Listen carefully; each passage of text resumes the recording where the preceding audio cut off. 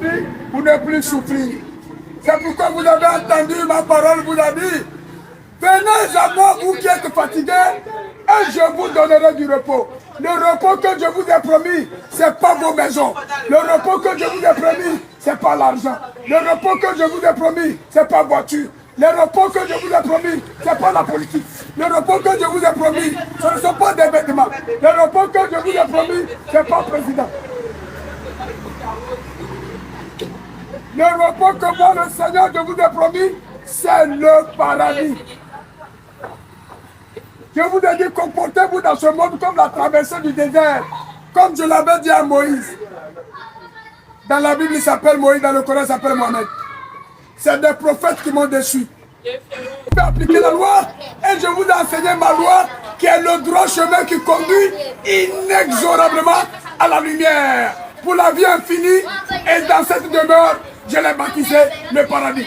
C'est ma nouvelle planète, la toute dernière. Quand je vais engloutir celle-ci,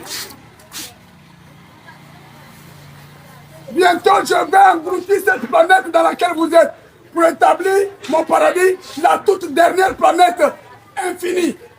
Où il n'y a pas de mort, il n'y a pas de maladie, il n'y a pas de souffrance, il n'y a pas de soins, il n'y a pas de politique.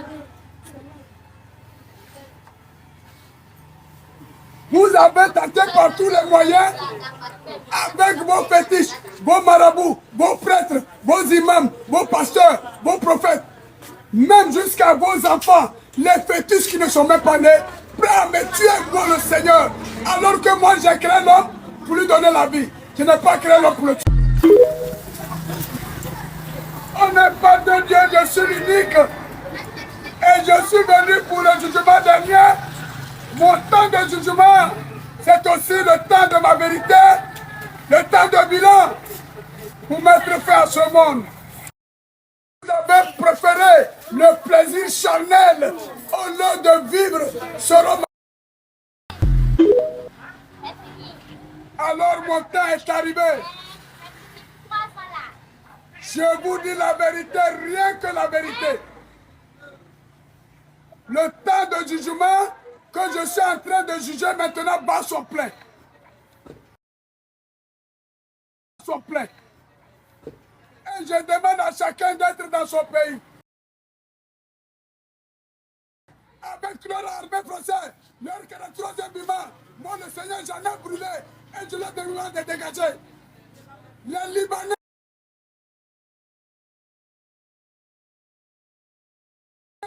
Alors je vous dis en clair, j'ai bombardé les Américains et leurs satellites. J'ai bombardé les Asiatiques et leurs satellites. J'ai bombardé les Américains et leurs satellites. J'ai bombardé les Africains. Les Africains n'ont pas de satellites. Eux ont fétiche. Ils ont Tadoué. Ils ont... Pourquoi? Est-ce parce que tu n'as pas l'argent, tu ne dois pas aller à l'église pour écouter ma parole? Est-ce parce que tu n'as pas l'argent, tu ne dois pas aller à l'église pour écouter ma parole? Que vient faire l'argent? Alors même que moi-même je vous ai interdit ça dans la nouvelle alliance. Allez-y lire. J'ai dit ou l'argent ou moi. On ne peut servir 2 maîtres à la fois.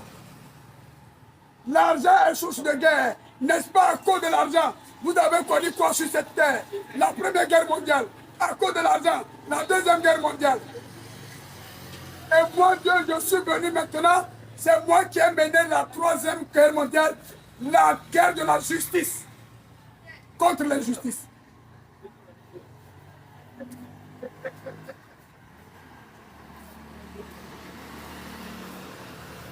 Je vous ai dit que je viendrai dans les conditions humaines, comme je suis dans de justice.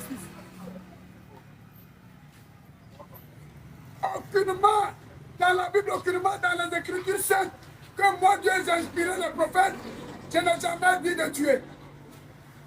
Je n'ai jamais dit de laisser son père pour venir créer la rébellion quand il va pour tuer les Ivoiriens. Même si l'Ivoirien n'a rien, il est dans son pays. Les Ivoiriens ne sont pas allés créer la rébellion dans vos pays pour vous tuer. Parce que les Ivoiriens sont très intelligents. Les Ivoiriens sont fiers d'être Ivoiriens. Les Ivoiriens aiment leur pays, la Côte d'Ivoire. Malgré que vous, les étrangers, vous les avez tués, Malgré que vous, les étrangers sauvages, vous êtes venus tuer les Ivoiriens sont toujours restés calmes. C'est ça l'humilité. C'est ça l'intelligence. C'est s'être fier d'appartenir à son territoire. Si la Côte d'Ivoire avait eu des présidents, les Ivoiriens seraient riches. Aucun Ivoirien ne serait allé à l'étranger. Aucun Ivoirien ne serait allé en France où les Français l'attachent comme mouton pour jeter en bouche. Si Gbagbo avait bien ordonné les Ivoiriens ne seraient pas allés dans l'eau pour mourir dans l'eau à Lampedusa. C'est sous le coup de la pauvreté. Alors que j'ai rendu la Côte d'Ivoire riche. Regardez, le pétrole en Côte d'Ivoire. Les Français sont venus dans la colonisation, ils ont découvert le pétrole et ils sont allés ramasser au feu le Sénégalais pour venir dire qu'il faut être président. Mais il ne faut pas dire aux Ivoiriens qu'il y a le pétrole en Côte d'Ivoire. Si tu dis aux Ivoiriens qu'il y a le pétrole, nous les Français on va te tuer. Et on peut se faire complice des Français. Il allait jusqu'à vendre la Côte d'Ivoire aux Français à 5 francs. Et je vais susciter, vous dire, vous êtes en train de voler les Ivoiriens. Les enfants souffrent, les malades souffrent, les veuves souffrent, les mamans accouchent. Comme ils n'arrivent pas à bien manger, il n'y a pas de lait pour allaiter les bébés. Gbagbo, je vais te donner le pouvoir en Côte d'Ivoire. Parce que c'est mon territoire. Il faut ordonner les Ivoiriens, mais il faut laisser la politique. Il faut être intègre. Aimer les Ivoiriens. Demandez aux étrangers, puisqu'ils sont dans leur pays, demandez aux étrangers d'aller dans leur pays. Tu vas ordonner les Ivoiriens, rendre les Ivoiriens riches. Mais quand j'ai donné le pouvoir à Gbagbo en 2000, Gbagbo a commencé. Il est devenu Satan, plus pire que Satan.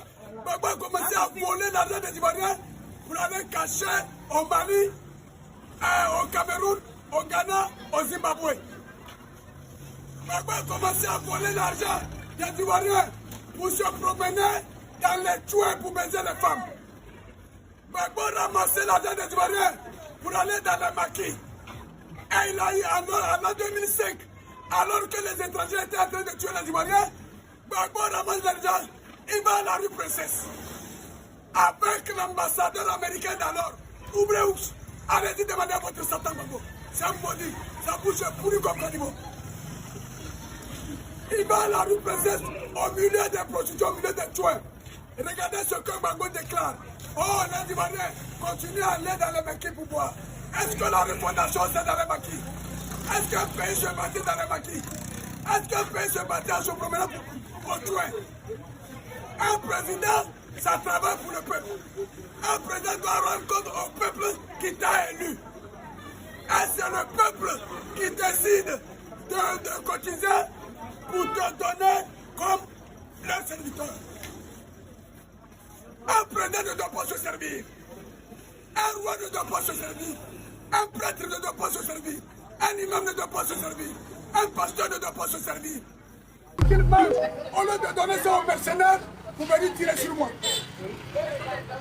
Regardez, c'est ici que vous avez pris vos voitures, vous venez me cogner.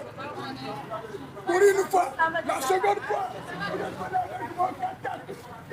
vous cognez là. Partout je pars dans les couloirs, il y a des Guinéens en complicité avec les Ivoiriens qui ont pris les bois dans leur couloir pour m'assommer, casser ma tête, casser mon épaule, mon bras. Mais quand je suis tombé, rentré dans mon couvent spirituel, je me suis refait. J'ai le pouvoir, moi le Seigneur, de me refaire comme au-dessus. C'est pourquoi vous avez vu quand j'étais venu en mission messianique en Asie, après que j'ai enseigné, délivré, sauvé, j'ai été crucifié sur la croix avec les fausses d'activation. Allez-y demander à Ponce Pilate. C'est Ponce Pilate qui allait porter soutane. Oh Dieu, je sais la presse, il a laissé l'agresser. Alors que c'est ma créature aussi. L'évangélique qui promet dans la rue, bien bon, avec magnétophone, il a laissé l'agresser. Mais celui qui n'a jamais dit mon nom, lui portait dans ses affaires. C'est lui qui a laissé tout pour aider ma créature. Entre les trois, qui était le dernier? Entre les trois, qui était le dernier? c'est le païen. Qui était le premier? Le prêtre et le dit. Mais maintenant, regardez le comportement du païen. Qui devient premier? Le Samaritain. Et le dernier, ceux qui disent Dieu, Dieu, Dieu. Voilà pourquoi je vous ai dit dans la Bible, allez-y lire. Il ne s'agit pas de dire Dieu, Dieu pour être sauvé. C'est par les œuvres, le comportement. C'est ainsi que je vous ai dit, les premiers seront les derniers et les derniers. Je dors dehors. Chaque fois je vois les mercenaires en voiture avec les calages et les milliards que votre Satan va dire en avance pour leur donner, vous venez me tuer. Les mercenaires sont postés au pied de ces dans l'arbre, sur la route du bord. Les mercenaires dans les herbes, sur la route du bord. Vous me tirez dessus si je passe. Des mercenaires viennent se cacher, vous me tirez dessus. Moi, le Seigneur voit tout. Qu'est-ce que je fais? Je mets le feu. Avec moi, je vous ai dit quoi? Vous serez brûlés en poussière. Si vous avez pris ces milliards, vous donnez aux Ivoiriens vos enfants. Regardez les enfants, maigres, maigres, ils ont faim. Pourquoi ne pas leur donner cet argent-là pour qu'ils mangent au lieu de donner ça aux personnes? Une stratégie pour me tuer. Les Asiatiques, là où j'ai inspiré ma parole, ils ont déployé leur énergie, stratégie pour me tuer. Et ils atterrissent en Afrique ici. Vous les Africains, vous êtes allés vous mettre avec eux pour me tuer. Alors que moi, le Seigneur, je suis immortel. Ouais. Vous donnez aux mercenaires, vous venez me tirer dessus. Moi, Dieu, je dors à la belle étoile. Il n'y a pas une maison dans ce monde qui peut me contenir. Je dors dehors au paradis que je vous ai promis si vous avez un bon comportement. Raison pour laquelle, moi, Dieu l'immortel, ils m'ont enseveli. Ils ont pris une grosse pierre pour fermer l'orifice de ma tombe. Mais est-ce que je suis resté dans la tombe? Je suis ressuscité le troisième jour. Et je suis remonté au ciel.